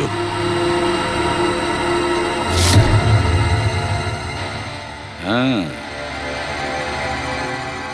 আর স্যার দ্বিতীয় প্রবলেমের ক্যামেরা, মুক্তিরটা, যে রেসের মাঝখানে দাঁড়িয়ে নিজের জুতোর ফিতে বাজছিল।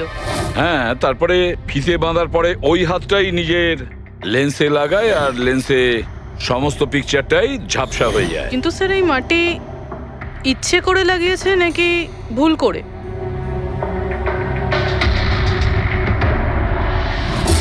আরে 10টা লোকের তো 10টা গোপ্রো ক্যামেরা থাকা উচিত, এখানে তো দেখছি 9টা। গৌরবের ক্যামেরাটা কি হলো, সেটা কোথায়? স্যার ওই ক্যামেরাটা হারিয়ে গেছে, গৌরব ওটা ফেরত দেয়নি।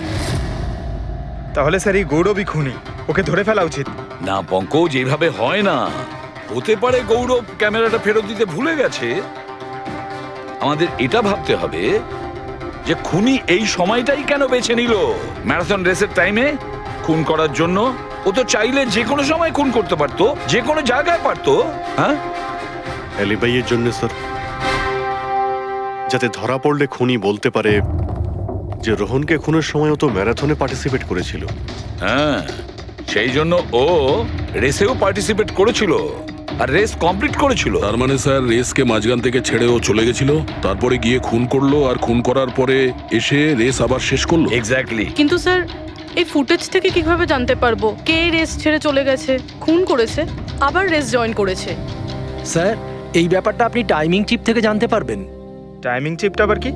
আজকাল ম্যারাথন রেসে বিজেতা কে জানার জন্য RFIDর ব্যবহার করা হয়। RFID মানে রেডিও ফ্রিকোয়েন্সি আইডেন্টিফিকেশন। আগে হ্যাঁ। ও, এই টেকনিক থেকে একটা জিনিস জানা যেতে পারে যে একজন রানারের প্রত্যেকটা ল্যাব কমপ্লিট করতে কত সময় লেগেছে। RFID, radio frequency identification. Sir এটাই হলো চিপ, আর এটা রেসের ম্যাট, আর এটাই RFID টেকনিকে চলে। দেখুন স্যার। ও, তার মানে রেস শুরু হতেই যখন কোনো রানার এটা ক্রস করে তখন এই টাইমিংটা ওই মুহূর্তে শুরু হয়ে যায়। একদম স্যার, অফিসের কার্ডের মতন স্যার। ঠিক আছে, এটা তো বুঝতে পারলাম, কিন্তু এটা কি জানতে পারা যাবে যে কেউ রেস মাঝপথে ছেড়ে দেয় আর পরে আবার এসে জয়েন করে? এরও উপায় আছে স্যার। স্যার এই ম্যারাথন রেস 31 কিলোমিটারের হয়। এতে 4টে ভাগ, প্রথমটা 5, দ্বিতীয়টা 10, তৃতীয় 15, চতুর্থ 20। চতুর্থ পর্যায় থেকে ফিনিশিং লাইনের দূরত্ব কম করে 1 কিলোমিটার স্যার। তার মানে সব মিলিয়ে 6টা প্যাড, স্টার্টিং লাইনের প্রথম প্যাড আর ফিনিশিং লাইনের 6 নম্বর প্যাড, মাঝখানে 4টে থাকছে, 4টে ধাপ, 4টে প্যাড। যখন কোনো প্রতিযোগীর পা ওই প্যাডের মধ্যে পড়ে তখন আমরা বুঝতে পারি ওই রানার কত টাইমটা নিয়েছে। তাহলে কে রেস মাঝপথে ছেড়েছিল আর কে ছেড়ে যায়নি এটা জানা গেলে এটাও জানা যাবে যে একটা ধাপ থেকে আরেকটা ধাপে যাওয়ার সময় কোন রানারের সব থেকে বেশি সময় লেগেছিল। সবকটারই টাইমিংটা চেক করতে হবে, জানা তো যাবে সে কে, যে মাঝপথে রেস ছেড়ে আবার জয়েন করেছে। পুরবি,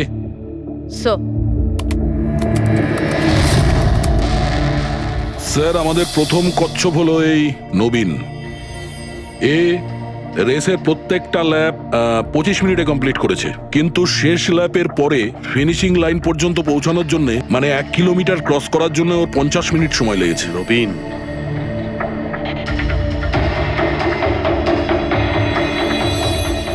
আর স্যার এই মুক্তি, এর টাইম তো রেকর্ডই হয়নি। 15 থেকে 20 কিলোমিটারের মাঝের ধাপ। তাহলে এই হলো দ্বিতীয় সাসপেক্ট।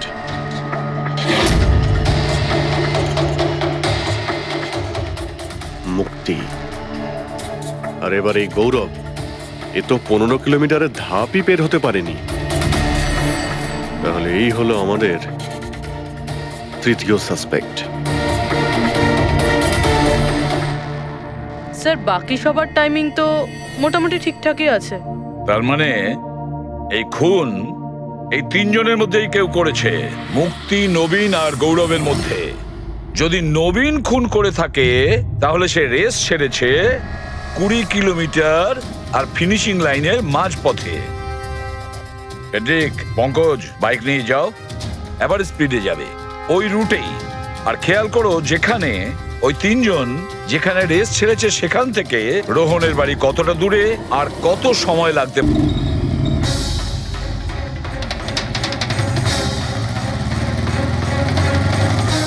15 কিলোমিটারের মাঠ থেকে আসছি স্যার, এটা 10 কিলোমিটার। হ্যাঁ, মুক্তি বোধহয় এখানেই কোথাও দাঁড়িয়েছিল, 10 আর 15 কিলোমিটারের মার্কের মাঝখানে। এই আমি স্টপ ওয়াচটা অন করলাম আর আমি চললাম রোহনের বাড়ি। থাম পঙ্কজ, এই রাস্তাটা দিয়ে।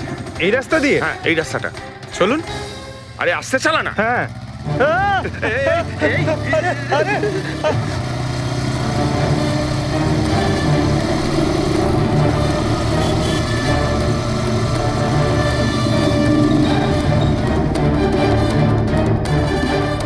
এই দেখুন রোহনের বাড়ি।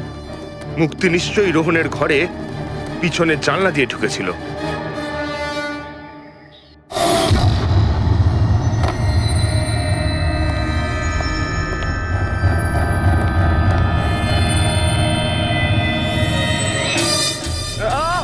আরে অ্যাক্টিং করতে বলেছিলাম। থাম।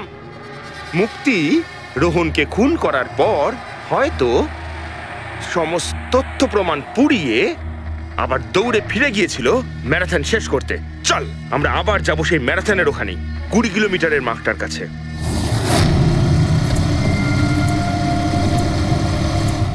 স্টপ ওয়াচের টাইম দেখে নিন স্যার। 26 মিনিট।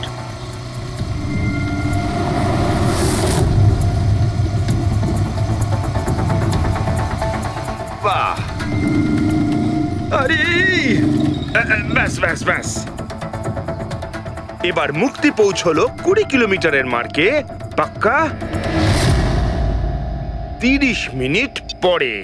আর তারপর এখান থেকেই হয়তো ও রেসটা শেষ করেছিল।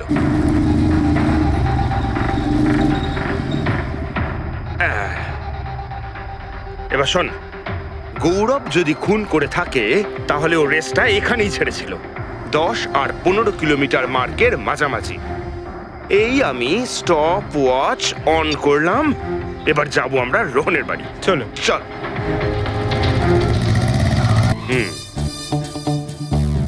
হ্যাঁ, একদম পুরো বিশ্বাস আছে আমার। Excuse me. এই ছাড় ছাড় ছাড় ছাড়। আরে আরে আরে মরে যাবো তো। চল।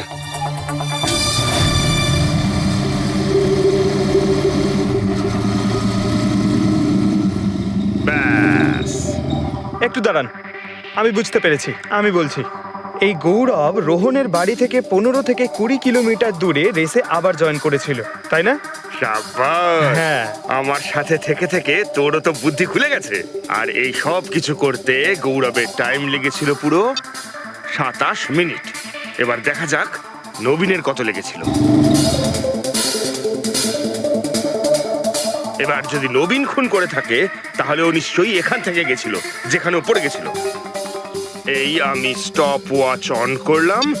এবার যাওয়া যাক রোহনের বাড়ি। চল। চলুন।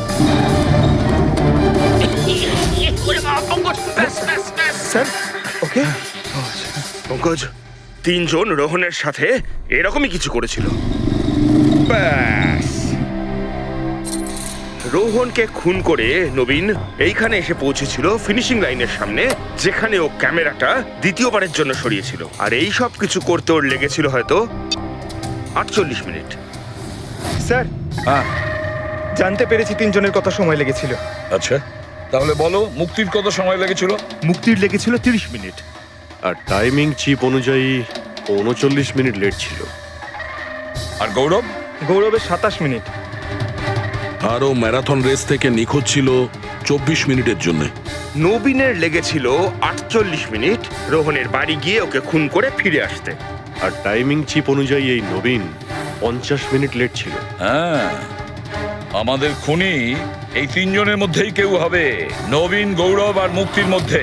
মিস্টার নবীন, একটা কথা বলুন, এই রেসে আপনি প্রত্যেকটা ল্যাপ 25 মিনিটে কমপ্লিট করেছেন, কিন্তু ফিনিশিং লাইনের আগে ওই 1 কিলোমিটার যেতে আপনার 50 মিনিট সময় লেগেছিল। কেন? স্যার ওই 20 কিলোমিটার পুরো করার পর আমি নিচে পড়ে গেছিলাম, আর স্যার ওই আমার পায়ে চোট লেগেছিল আর ক্যামেরাটাও ভেঙে যায়। স্যার লাস্টের 1 কিলোমিটার আমি কতটা কষ্টে পুরো করেছি স্যার আমিই জানি সেটা। এই আঘাতটা কোথায় লেগেছে আপনার? স্যার এইখানে দেখুন স্যার। পট্টিটা খোলো। হ্যাঁ, এইটা।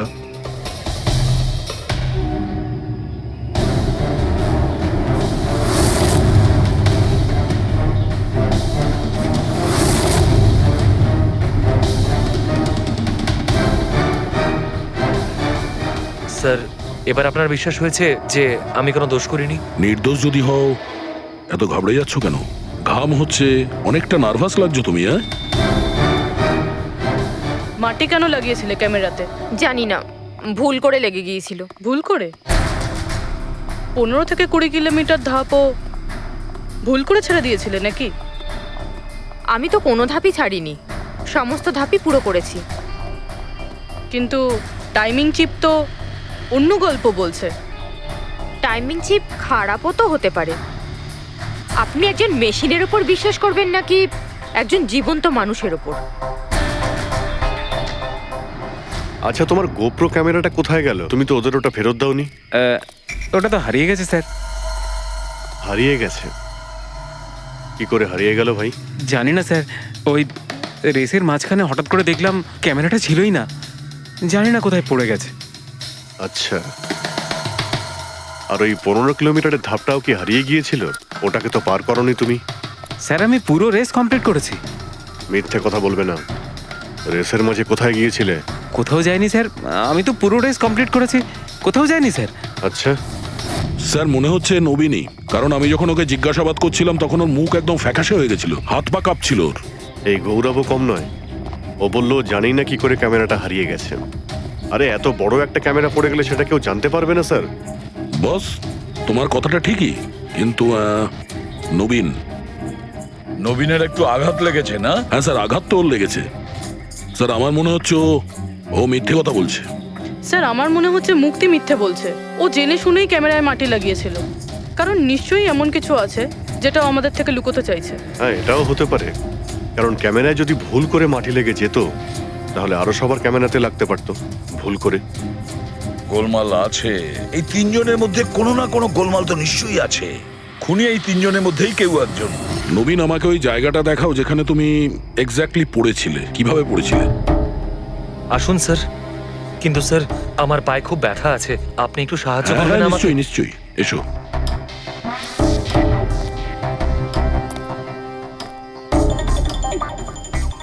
স্যার আমি এখনো বলছি আপনাকে, আপনি নিজের টাইম ওয়েস্ট করছেন।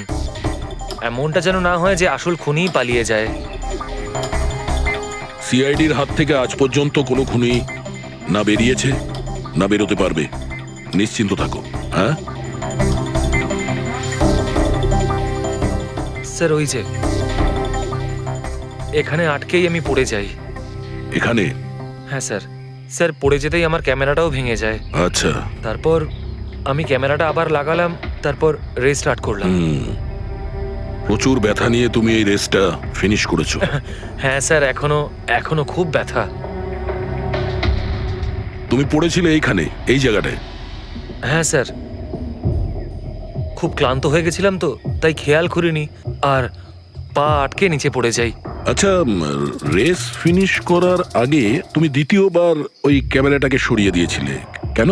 আচ্ছা, ওটা তো স্যার খুব গরম লাগছিল তো, তাই মুখটা ধোয়ার জন্য আমি ক্যামেরাটা খুলে ফেলেছিলাম, কিন্তু কিছুক্ষণ পরেই আমি আবার ক্যামেরাটা লাগিয়ে নিই। রেস তো আমি তারপরেই কমপ্লিট করেছিলাম। হ্যাঁ ঠিক আছে, চলো।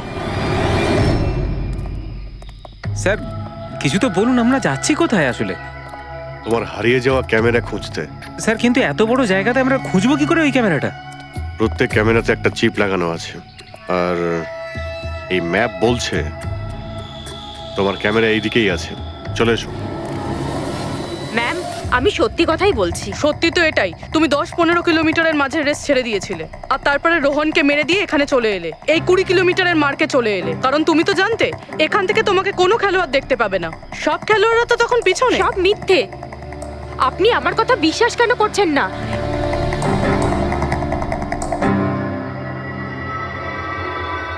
কি কি খুঁজছো? আমি কিছু তো না। কিছু আছে ওখানে? না, কিছু না। আচ্ছা, ওই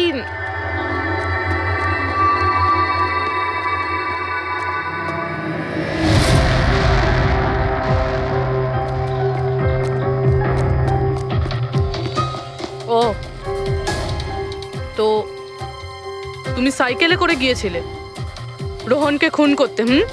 আমি সত্যিই জানি না যে এই সাইকেলটা কার। তাই এক্ষুনি সব জানা যাবে যখন তোমার আঙুলের ছাপ এই সাইকেলে পাওয়া যাবে। হ্যাঁ ম্যাম, প্লিজ। হ্যাঁ,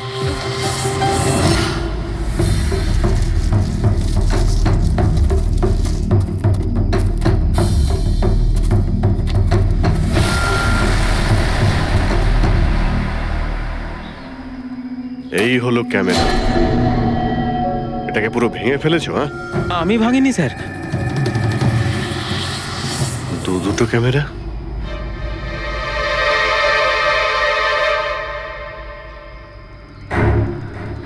এই ক্যামেরাটা আবার কার? স্যার স্যার সরি, আমি আপনাকে মিথ্যে বলেছি স্যার, কিন্তু আমি আপনাকে সব সত্যি কথা বলে দিচ্ছি স্যার। বলো, তাহলে সত্যি বলার মুড হয়েছে তোমার?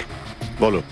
আসলে আমি এই জঙ্গলে না ড্রাগস নিতে এসেছিলাম, ওই গায়ের জোর বানানোর ড্রাগস, যাতে আমার গায়ে শক্তি আসে আর আমি জোরে দৌড়ে এই রেসটা জিতে যেতে পারি।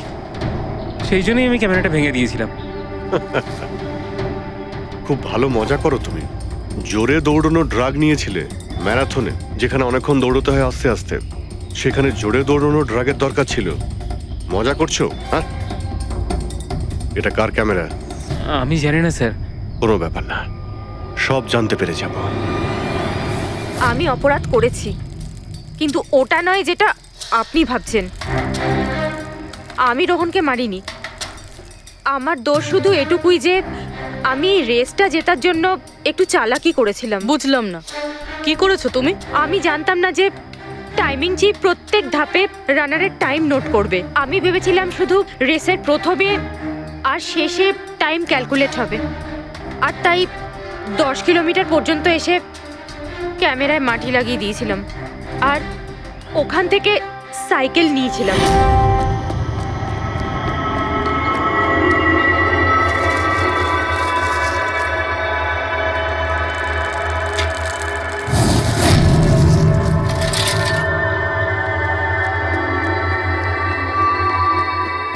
কিন্তু রেস শেষ হতেই সিআইডি ওখানে চলে এলো আর আমি ওখান থেকে সাইকেলটা সরানোর সুযোগই পাইনি। এত কিছু করেছো শুধু একটা রেস জেতার জন্য? আসলে অফিসে বেট ধরা হয়েছিল যে আমাদের ডিপার্টমেন্টে যে রেসটা জিতবে তাকে সবাই কন্ট্রিবিউট করে 5 লাখ টাকা দেবে। আমার টাকার খুব দরকার ছিল, তাই আমি। এটা দীপ্তির ক্যামেরা। এই দুটো ক্যামেরা তোমরা কেন ভেঙেছিলে? স্যার আসলে আমরা এই রেসে এসেছিলাম যাতে একে অপরের সাথে সময় কাটাতে পারি, কিন্তু তারপরে খেয়াল হলো যে আমাদের প্রেমের কথাবার্তা সব ওই গোপ্রোতে রেকর্ড হচ্ছে স্যার। কখন থেকে ফলো করছে। শোন না, তোকে খুব সুন্দর লাগছে। দাঁত ছাড়ো তো। কি হলো? গোপ্রোতে সব রেকর্ড হচ্ছে। ও গড, এখন কি করব? হ্যাঁ, একটা কাজ করা যাক, চল আমার সঙ্গে। হ্যাঁ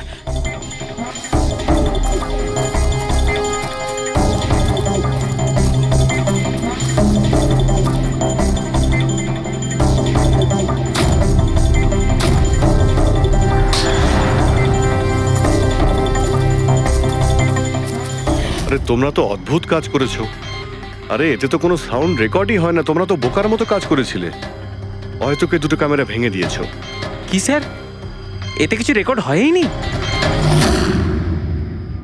স্যার নবীন তো আমাকে ওই জায়গাটা দেখিয়েছে যেখানে ও পড়েছিল, কিন্তু কেন জানি না আমার মনে হচ্ছে যে ও মিথ্যে কথাই বলছে।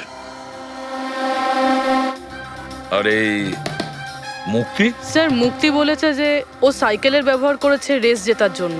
স্যার হতে পারে ও মিথ্যে কথা বলছে, আর রোহনকে খুন ওই করেছে।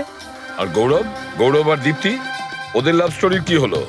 কতটা সত্যি? হ্যাঁ, ওরা সত্যি কথাই বলছে। ফোন রেকর্ডে দেখাচ্ছে দীপ্তি আর গৌরব প্রতিদিন 3-4 ঘন্টা করে নিজেদের মধ্যে কথা বলতো স্যার। একটা কাজ করি আমরা, আবার ম্যারাথন রেসের ফিনিশিং ভিডিওটা দেখি।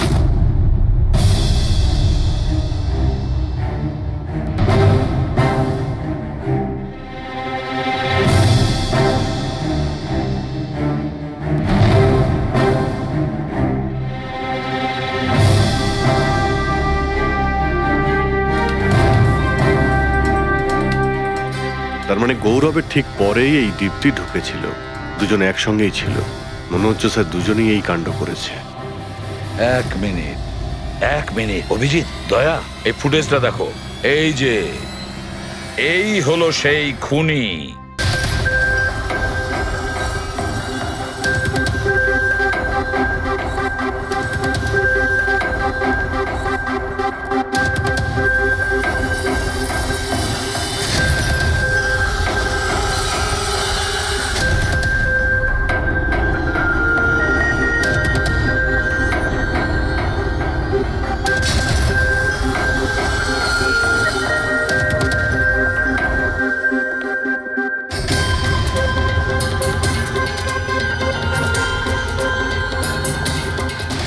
স্যার আমাদের এখানে কেন ডাকা হয়েছে? খুনির নাম বলবার জন্য। স্যার সত্যি খুনি ধরা পড়েছে? তাহলে বলুন না স্যার, কে খুনি? আরে বলবো, একটু ধৈর্য ধরো। মুক্তি, 5 লাখ টাকার জন্য তুমি বেইমানি করেছো, 5 লাখ টাকার জন্য। আর গৌরব, তুমি তো তোমার ভালোবাসা লুকোনোর জন্য বেইমানি করেছো। আর নবীন, তুমি চলো, তোমাকে আবার দেখাচ্ছি, রেসের একটা পার্ট দেখাচ্ছি। খুব ভালো করে দেখো আর বলো কোথায় ভুল আছে, বলো।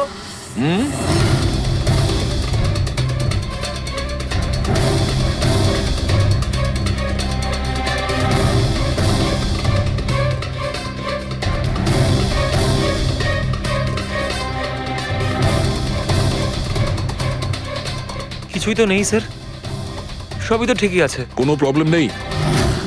তোমার মনে আছে তুমি বলেছিলে যে ক্যামেরাটা দ্বিতীয়বার যখন তুমি সরিয়েছিলে তারপরে তুমি মাথায় জল ঢেলেছিলে? ওটা তো স্যার খুব গরম লাগছিল, তো তাই মুখটা ধোয়ার জন্য আমি ক্যামেরাটা খুলে ফেলেছিলাম। মিথ্যে বলেছিলে তুমি, নিজের মাথায় জল ঢেলেছিলে। অথচ যখন ফিনিশিং লাইনে পৌঁছলে তখন তো তোমার ভেজা অবস্থায় থাকার কথা ছিল। কিন্তু এই ফুটেজে আমরা কি দেখতে পাচ্ছি? তুমি শুকনো অবস্থায় দৌড়চ্ছ। হয়তো জল শুকিয়ে গেছিল। বর্ষাকালে অত তাড়াতাড়ি জল শুকিয়ে গেল, অদ্ভুত ব্যাপার। তাহলে নবীন, তোমাকে আরো একটা ফুটেজ দেখাই, এই গল্পের শেষ অংশ। বলো, এটা দেখে তোমার কি মনে হচ্ছে?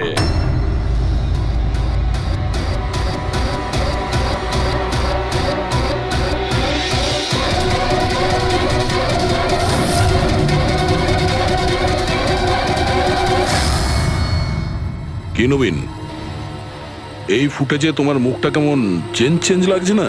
হ্যাঁ, অন্যরকম তো দেখাবেই, কারণ এই মুখটা নবীনের নয়, ওর ভাই প্রবীণের।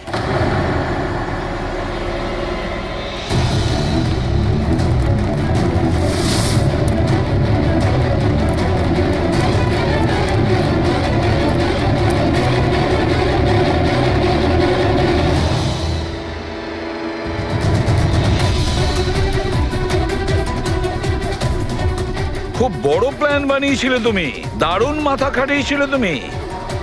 প্রথমে 3টে এমপ্লয়ির ক্যামেরা বন্ধ করে দিয়েছিলে,